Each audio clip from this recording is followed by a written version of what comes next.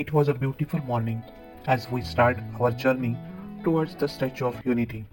The road ahead felt smooth and peaceful, setting the mood for the day.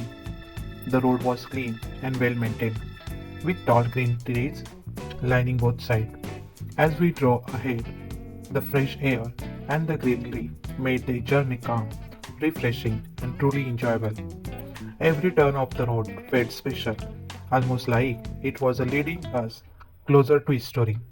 The silence, broken only by the sound of our vehicles, made the drive even more memorable.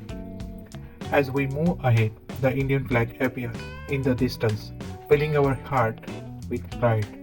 Soon as reached a junction where the map of India stood, and from there we turned towards the Statue of Unity. Slowly, the grand statue of Sardar Vallabhbhai Patel came into view.